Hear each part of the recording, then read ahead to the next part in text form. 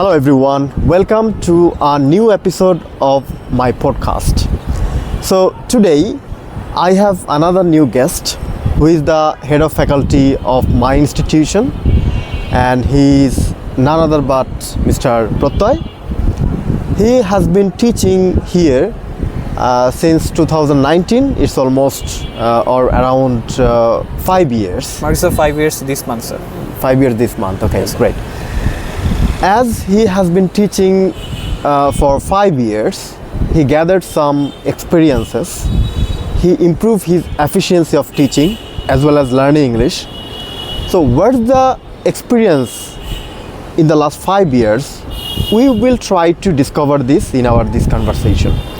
So let's talk with Mr. Pratay. Pratay, how are you doing today? I'm great, sir. It's been a nice work day. Okay. You have been teaching for 5 years in TalentHut. Was it your first job? Yes, sir. I started my first job in here, especially in this industry. Okay. Now, first we will talk about your learning period. Yes, sir. So you have started in specific from which year or which specific time have you started your learning of English language? To be honest, before joining the TalentHut. So my passion for learning English started from my school, where my teacher inspired me. Okay. I was inspired by his way of speaking. He used to speak English in classes, and we had one thing called ESL. He inspired us to talk in English about something using imaginations. That's when I decided I want to be a good speaker like him. Correct. And my thirst for knowledge started from there. After coming or after joining TalentHut, what actually improvement you feel, particularly in the learning English, not teaching English? I would like to mention one thing which I say to the students, that I got the learning environment and the guidelines, which we give our students actually. When I first entered here, I thought that this is the perfect environment where I can flourish. Most of the cases in the industry, in the ESL, learning is limited, where we have to apply or implement what we learn from our own experiences or research, the theoretical knowledge. You know, in our country like Bangladesh, it's really quite tough for any students or anyone to improve the English language skill, as English language is not our second language, it's a foreign language. It's treated as a foreign language here, and as it's treated as a foreign language, we are not getting enough environment to practice or to talk to the people. So what makes you actually perfect in English speaking? What actually help you to improve your fluency? Well, you said that it's a little difficult. I have a different opinion about that. It's about the exposure, sir. Okay. I started watching English cartoons from my school life. So from there, I wanted to learn what they're talking about. So that made me more enthusiastic. I started watching films, reading books. In class 9, when I got the first paperback of Harry Potter and the Goblet of Fire, I was very much interested what the English literature holds for us. So that's when I thought that this would be a good opportunity. So I think people who can get more exposure to English, they can learn more. Therefore, we can say you have created your own environment to practice and study English, right? Yes. Okay. As you have said that you started reading the literature from your early stages, like in grade 9. Yes. Wasn't that much complex for you to understand the meanings and the themes of the story? Of course, but their imagination kicks in. Okay. I was so much interested about reading the story. I used to read the Bangla translations, but when I started reading the book in English, I just started using my imaginations a little more, as that's also a fantasy book. There were some words, dictionary for the mythological words or the mythical words in the later part of the book. So what I did not know, I used to fill it with my imagination. That could happen, and by continuously reading it, I got a better idea what can happen. Like anticipating a story by watching enough films. Okay, and basically you were trying to improvise with the culture of that books or the British people or the American culture. Like them. That's when I realized I can understand them more.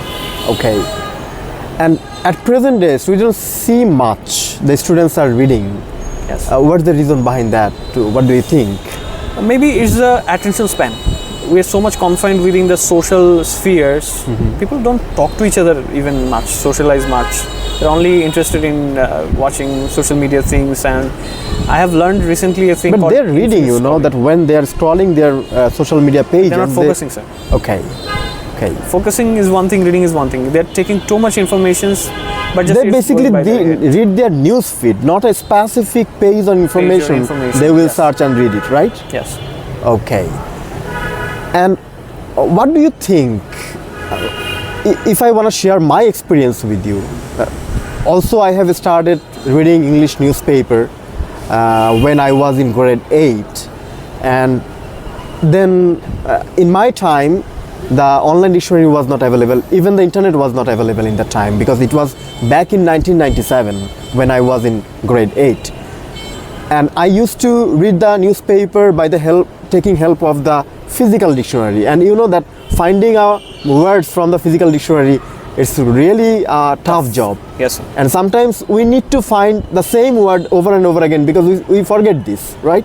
Yes. So, but at present days, it's really very easy for the new generation or the Gen Z students to find out the words, the meanings, even the social media, the internet, the availability of internet in the third world country like ours help us to learn more better way, in a short way, right? But after that, we are not getting enough concentration of our students or enough enthusiasm in our students of reading. So what is your suggestion for the new generation students as well as the teachers, because this is the teachers podcast basically? Yes. And new teachers are also facing some issues in dealing with the advanced C1 C2 level reading, or sometimes B1 B2 level reading.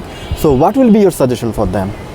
Well, you actually given the answer in your speech. Like in your days, you had to match the things with the English newspaper to the dictionary. Right now, I belong to the generation Y, and I don't like reading newspapers much because I don't like the content. People like the content, not the language. Actually, the content matters. If the content is in my liking, suppose people watch La Liga, the Spanish football, until sometimes they understand the speeches, what they're speaking in Spanish. The language barrier is not applicable there. People wants to learn what the commentator is saying. So I guess also the attention span has decreased. Yes, the internet is available, we can search anything, but when we just move our attention to the dictionary, to the reading page, attention wavers. So I think we need to focus on that part. And now these days, it's not about theory, it's also about the psychology and everything. Now let's know your experience. Yes. So after joining TalentHut, as your job was in administration, from there to become a good learner and become a good teacher. So can you tell briefly your story or your journey of moving these 5 years? Sure, sir. When I started here, I was in my final years of my engineering. So I thought that I could spread my wings a little bit on the linguistic level. So I wanted to learn new things. The administration was a good option for that. I learned how to socialize with people. I was a little bit introvert that time, but when I started talking with more and more people in the desk, and as an admin, I had to talk with at least 300 people or 500 people per year. So that was huge. Which basically improve your social skills. Social skills, yes. And then later it made me understand how to deal with this type of people. I have met people with so many personalities and learning abilities. So I got to learn them better and improvise my teaching skills or applying them, the implementation. Okay. And next, you started teaching. Yes.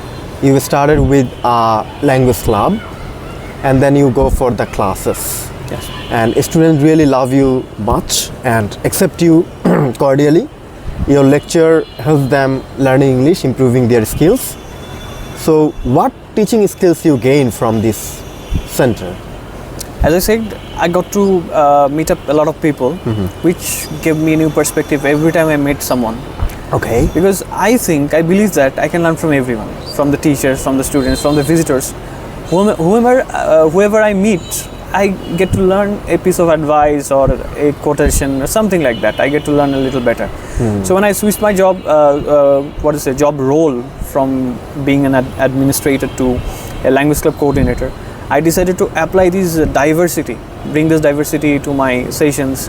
And when it became transferred to the method classes, I brought the same diversity into the classes to the mixed ability students, and they loved it. And now it's going well so far. So far as I know, you were the student of English literature now. Yes, sir. But once you were the student of engineering department. So this transformation from engineering to English literature. So sometimes in the social aspects in our country, it's not acceptable inside the family as well as in the society that an engineer should be an engineer basically. Yes. And how did you manage this transformation?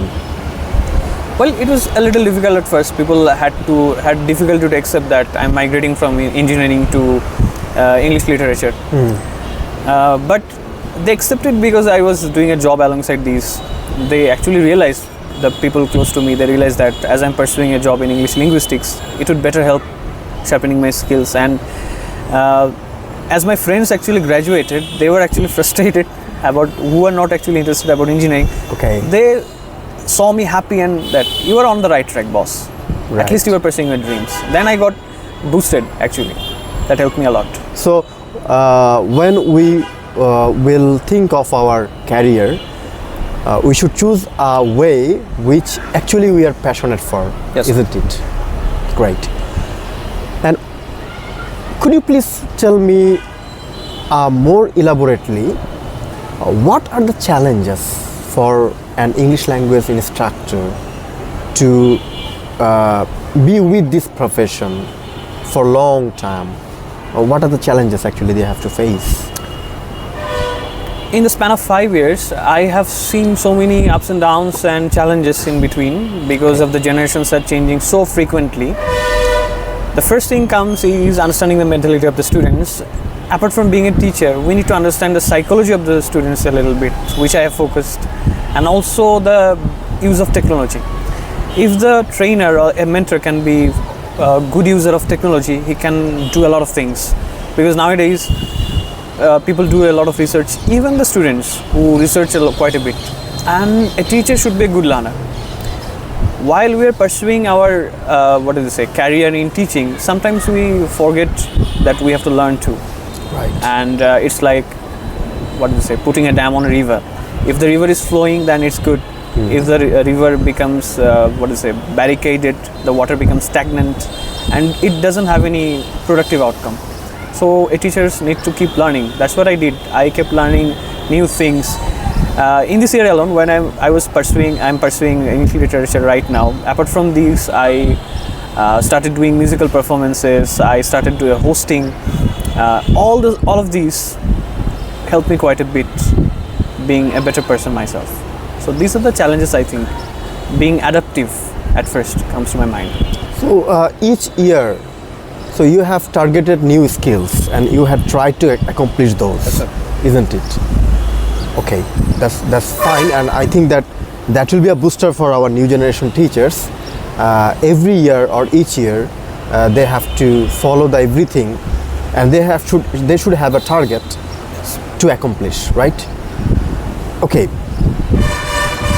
You know that in the post-COVID, after 2019 or 2020, we have updated ourselves in technologically, yes, so that we can keep pace with the modern world.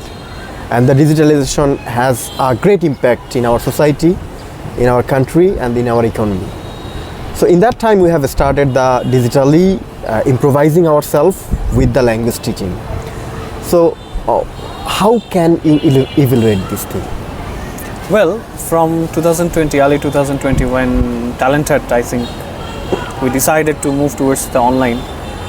we all had to be more than educators. We need to be good at technology. We need to understand the psychology, because that time we all were going through psychological traumas. Yes. We had to deal with that. We were seeing people dying, and in between we had nothing to do.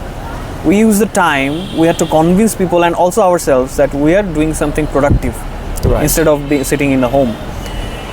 So I guess it was, people would say it would be a less like vacation, but I would say it was the most productive time of my life, because I spent taking interviews, connecting with students, learning more about how to show empathy about this, and of course be an expert on online teaching.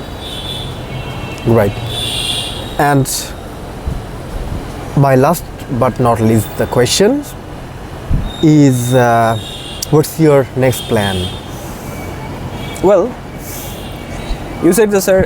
Every year I get to learn something new, but in the sector of learning, I could say I'm a voracious learner. When I see an aspect or opportunity to learn something new, I never say no. I just say, let's try. If I fail that, at least I can learn something new. So whenever an opportunity knocks, I will try that in whatever form it might come. Because I could say I learned so many things from you.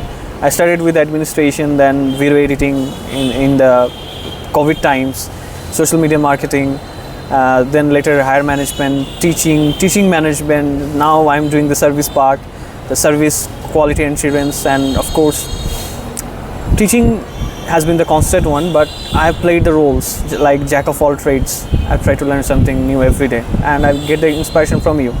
And I must say, this is the best environment I could have gotten to learn this. Every role you play and your upcoming roles come up with new challenges. Yes, And you are ready to take the challenges. of course. Okay, that's great. Okay, guys, thank you very much for today's podcast. And today we have a very famous teachers of our center, and we are in the rooftop.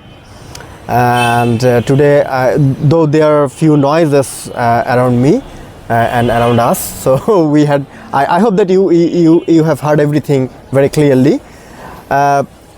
With our next episode, Mr. Protoy again will come with new thought, new ideology, and new strategies how he maintain his family, society, and the job he is doing now. Until that, goodbye for today, and thank you, Mr. Protoy, for joining my podcast today. Thank you, sir. It's been a nice one to talk about all the things. Thank you, sir. Okay, and if you are new to my channel, please subscribe this and share with your friends. If you watch it from Facebook, please feel free to do comments and share with your friends. That's all for today. Thank you very much. Have a good time. Goodbye.